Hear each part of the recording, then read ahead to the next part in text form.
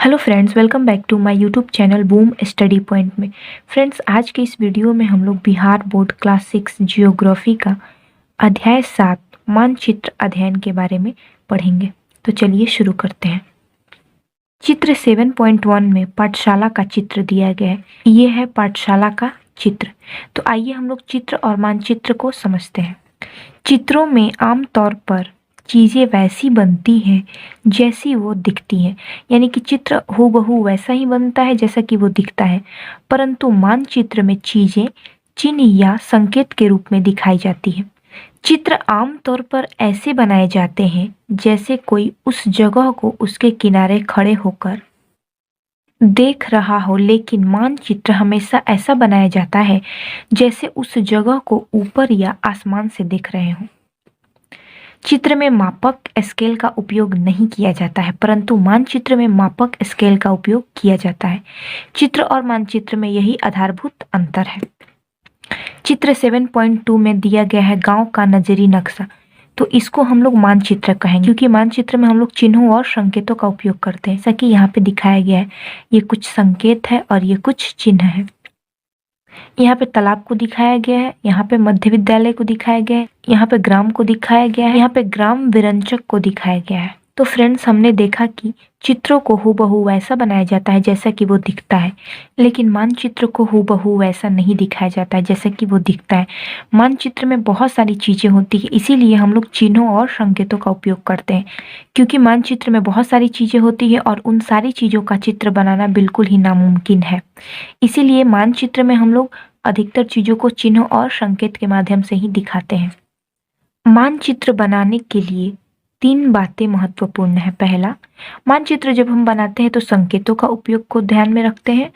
दूसरा, मापक के उपयोग को ध्यान में रखते हैं। और तीसरा, दिशाओं का निर्धारण कैसे किया जाना है इसका ध्यान रखते हैं। संकेत, मानचित्र में सभी चीजें संकेत के रूप में दिखाई जाती है, जैसे कि इस चार्ट में कक्षा में उपलब्ध वस्तुओं की सूची और उनके संकेत दिए गए हैं। श्यामपट्ट, तो हम लोग श्यामपट्ट को मानचित्र में इस तरीके से दिखाते हैं। कक्षा में उपलब्ध वस्तु टेबल हो सकता है, टेबल को हम इस तरीके से दिखा सकते हैं। कक्षा में पेन उपलब्ध हो सकता है, पेन को हम इस तरीके से दिखा सकते हैं। कक्षा में दरवाजा उपलब्ध हो सकता है, दरवाजा को हम लोग इस तरीके से दिखा सकते हैं। इस तरह से मानचित्र में वस्तुओं को छोटे संकेत के रूप में दिखाया जाता है। अगला है मापक। मापक का मतलब होता है मापने वाला, स्केल। जैसे कि मान लीजिए कि हम लोग को कमरे का मानचित्र बनाने के लिए कहा गया, तो कमरे का मानचित्र बनाने के लिए सबसे पहले कमरे का माप जरूरी होता है। मानचित्र बनाने के लिए संकेत के साथ साथ मापक का ज्ञान होना भी आवश्यक है। किसी भी वस्तु को हम लोग मानचित्र में छोटे रूप में तभी अंकित कर पाएंगे जब हम लोगों को उसके मापक का ज्ञान होगा।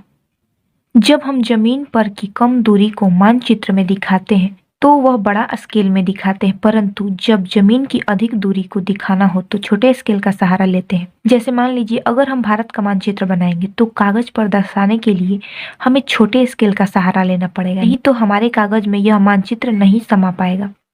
हम जमीन पर की छोटी छोटी विशेषताओं को भी आसानी से दिखा या समझा सकते हैं। इसलिए अगर हम स्कूल का मानचित्र बनाएं तो बड़े मापक का सहारा लेना पड़ेगा।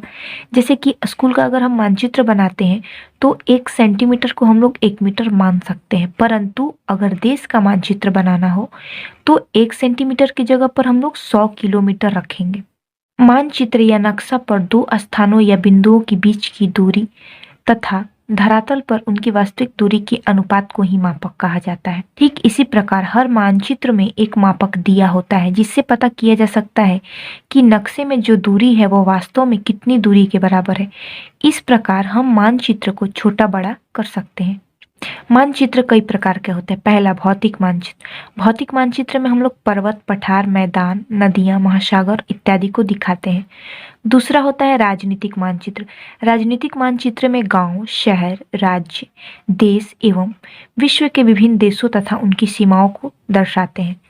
तीसरा होता है थीमेटिक मानचित्र। इन मानचित्रों में दी गई सूचनाओं के आधार पर उनका नामकरण किया जाता है, जैसे जलवायु मानचित्र, वनस्पति मानचित्र, जनसंख्या मानचित्र, वर्षा मानचित्र, उद्योग मानचित्र आदि।